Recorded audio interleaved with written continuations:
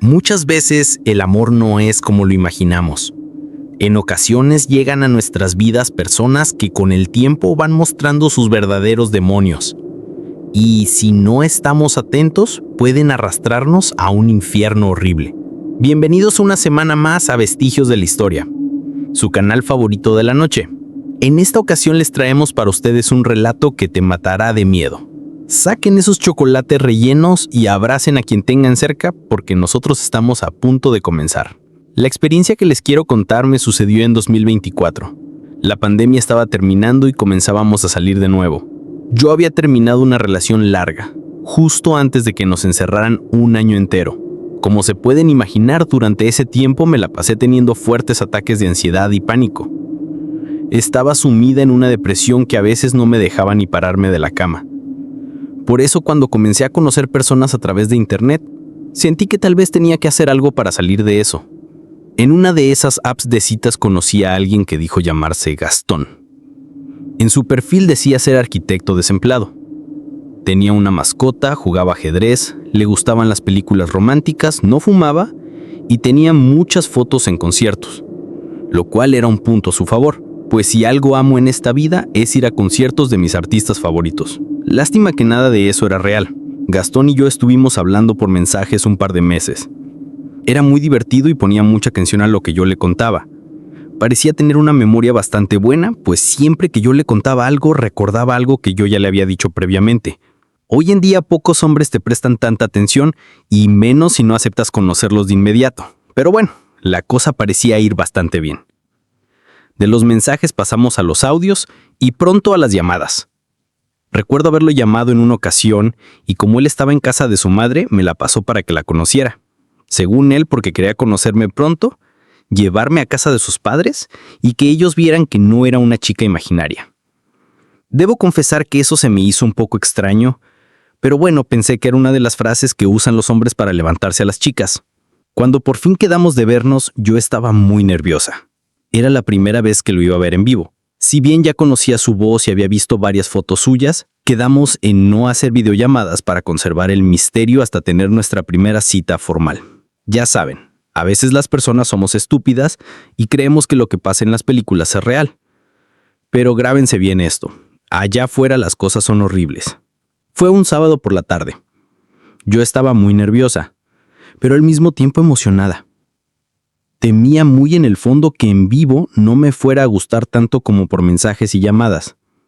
También debo de reconocer que tenía miedo de que físicamente no fuera como se veía en las fotos, o que yo no fuera lo que él esperaba. Pero bueno, en algún momento tenía que conocer a alguien.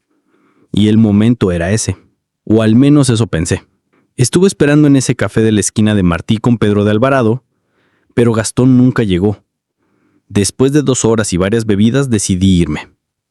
No estaba enojada, estaba triste, estaba avergonzada. Por mi mente pasaban toda clase de preguntas flagelantes como ¿y si llegó y me vio y mejor se fue? ¿Y si solo estaba jugando conmigo? Para levantar su ego, habrá apostado que me decía ir y me dejaba esperando. Tan horrenda soy como para que un tipo que parece buena onda no quiera tomarse una simple taza de café conmigo. Lloré mucho. No tienen idea de cuánto. Y eso solo en el trayecto a mi casa. Dejé de hacerlo únicamente cuando recibí su llamada. Repito, no estaba enojada con él, por eso me alegró ver su nombre en la pantalla del celular. Su llamada era para disculparse. Estaba muy apenado por no haber llegado a la cita, pero tenía una razón. Su madre se había caído y se había fracturado el pie. Como él era el único hijo que vivía en la misma ciudad, él tuvo que hacerse cargo de todo y el tiempo se le fue. Y sí, obviamente le creí y lo perdoné. Quedamos en vernos el miércoles. Sería algo rápido, pues yo ya había entrado a trabajar y no me gustaba desvelarme. 3 semanas, él aceptó y se ofreció a pasar por mí a mi casa para enmendar su falta. Para el domingo, yo tenía 3 solicitudes de amistad en Facebook. La primera era de una mujer y las otras 2 de hombres que decían vivir en la misma ciudad. No acepté a nadie, pero uno de ellos me escribió. Su nombre era Sean. Y aunque sabía que no era su nombre real, lo acepté, porque me dijo conocer a Gastón. Sean comenzó a escribirme al momento en que lo acepté. Al principio parecía alguien divertido, como Gastón, pero de repente comenzó a hacer muchas preguntas sobre nosotros. Eso sí, me dio mala espina. Preguntaba cosas como de que si ya nos habíamos besado o que si yo tenía ganas de acostarme con Gastón, que si él ya me había dicho que se seguía viendo con su ex o que si habíamos estado mandando nudes. Obviamente le dije que no iba a hablar con él de eso y que si realmente era amigo de Gastón, lo hablara con él directamente. Paso seguido, lo bloqueé. Gastón, tenemos que hablar de tu amigo Sean. Fue el mensaje que le mandé. Pero como era tarde, no me contestó hasta el día siguiente. Sus únicas palabras fueron: yo no tengo ningún amigo Sean. El miércoles Gastón parecía estar molesto. No era el mismo chico gracioso y amable con el que hablaba por teléfono, ni tampoco parecía estar emocionado por haberme conocido. Cuando por fin le pregunté qué tenía, me dijo que estaba molesto, pues no le parecía la forma que usé para darle celos. Él creía que yo estaba mensajeándome con otros hombres y que había inventado la historia de Sean para que él sintiera que no era el único. Me metí a los mensajes de Facebook y cuando le mostré los mensajes, el tipo había desactivado su perfil. Los mensajes ahí seguían, pero ya no había fotos ni datos de él. Durante toda la cena no pudo hacerlo entender que yo no había inventado nada. Esa primera cita fue un desastre. Los siguientes días nos seguimos comunicando por mensajes y audios y todo parecía haber vuelto a la normalidad. Otra vez era ese chico encantador que conocía y que quedamos en vernos el fin de semana. Un día antes de vernos recibí otro mensaje de John. El tipo había vuelto a activar su perfil solo para molestar y hacer más preguntas incómodas. De inmediato pensé que se trataba de su exnovia, que tal vez quería alejarnos, así que le contesté con un mensaje bastante amenazador. Su única respuesta fue una fotografía de una tarántula dentro de un terrario y una pila de películas atrás. Al día siguiente decidí no decir nada. Sabía que eso iba a ser un problema, y era lo que yo menos quería. Nos vimos para ir al cine y luego fuimos a cenar. Todo iba bien hasta que Gastón me preguntó si no había vuelto a hablar con John, pero lo dijo en un tono que no me agradó para nada. Lo hizo con ironía, como dando a entender que yo lo había inventado todo. Le contesté que no y cambié el tema para no tener una discusión esa noche. Él me convenció de poner todas mis redes en privado, para evitar que algún acosador me molestara, cosa que tontamente hice. Nunca vi las señales de que el tipo era un manipulador. Nos seguimos viendo y la cosa era intermitente. A veces era el chico perfecto y en ocasiones un celoso de lo peor. Eso comenzó a cansarme al cabo de unos meses y poco a poco lo comencé a evitar. Una noche estaba haciendo una tarea cuando me llegó una notificación por Instagram. Tenía un mensaje de alguien que no conocía el nombre. Estaba en inglés, pero el mensaje estaba en español. No voy a decir toda la clase de insultos y groserías que decía ese mensaje, pero créanme que me dio mucho miedo, pues me amenazaba con hacerme cosas que ni siquiera quiero volver a decir. De inmediato hablé con una amiga, y ella me recomendó contárselo a más personas para que hubiera constancia de las amenazas. Pero los mensajes de cuentas falsas seguían llegando por montones, al menos hasta que volví a hablar con Gastón. Para ese entonces ya teníamos un par de semanas de no hablar para nada, pero tenía tanto miedo que necesitaba contárselo a alguien que me escuchara, y pues él siempre demostró ser bueno para eso. Gastón me dijo que no me preocupara, que le iba a pedir ayuda a un amigo suyo para tratar de localizar la IP de donde venían los mensajes y levantar una denuncia. Pero me pedía mi contraseña y yo la verdad es que no se la quise dar. Después de esa ocasión, los mensajes se detuvieron por varias semanas.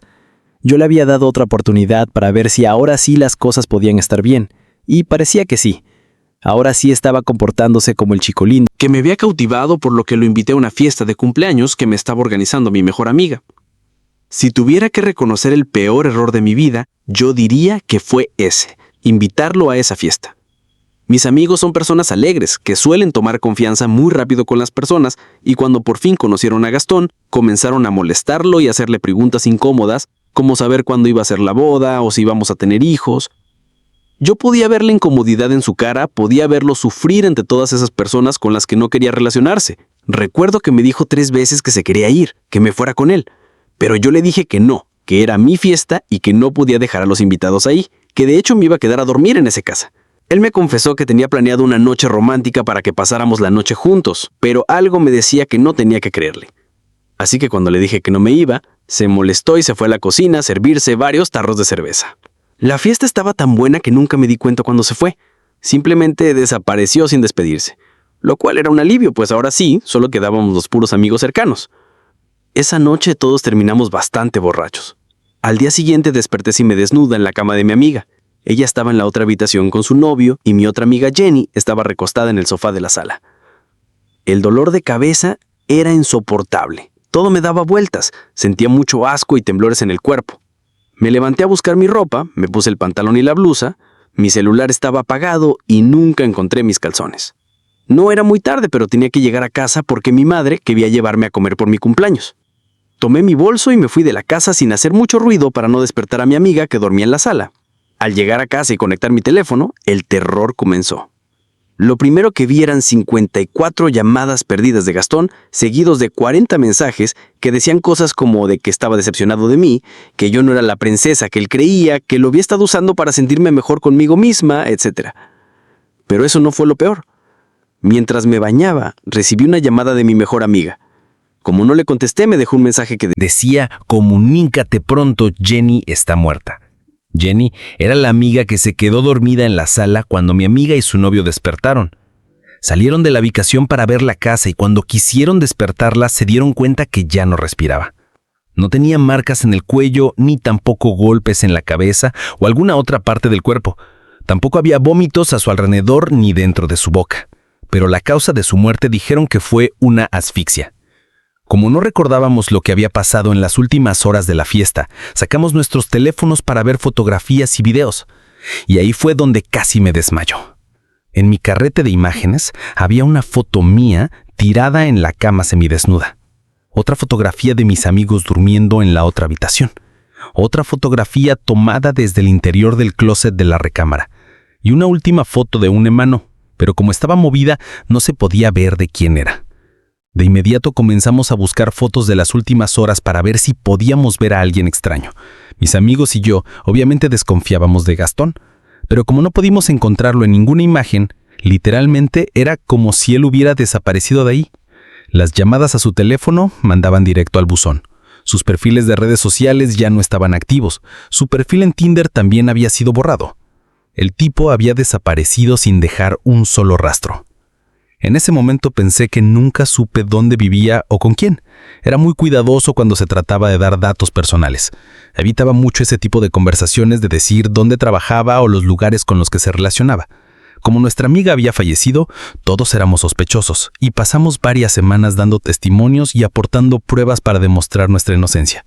Levantamos una denuncia contra Gastón, pero resultó que el único Gastón con esos apellidos era un hombre de 72 años que esa noche había estado fuera de la ciudad. A mí y a mi amiga nos hicieron pruebas para determinar si habíamos sufrido algún tipo de abuso, pero afortunadamente nada nos había pasado. Hace meses que se resolvió el tema legal. Los forenses dijeron que el deceso de la asfixia de Jenny se debió a la alta ingesta de alcohol y que al quedarse dormida pudo sufrir un paro respiratorio. El 14 de abril de 2022 recibí una fotografía a través de mensaje multimedia. Era mi ropa interior sobre el terrario de la tarántula y al fondo se veían las películas que me había mandado la primera vez, el famoso Sean. Aquel evento cambió mi vida por completo. Ahora vivo en otra ciudad, no manejo redes sociales, he cambiado mi número de teléfono 3 veces y desarrollé un miedo a conocer gente nueva que me provoca mucho pánico y ansiedad. Por eso les recomiendo que tengan mucho cuidado con quién dejan entrar a su vida. Yo en este momento lo puedo contar, pero estoy segura de que muchas mujeres como yo ya no pueden hacerlo. Tal vez no es la historia que querían escuchar de amor, pero creo que teníamos que contar esta historia sí o sí. Yo los espero para la próxima, en Vestigios de la Historia con relatos que te matarán de miedo. Buenas noches.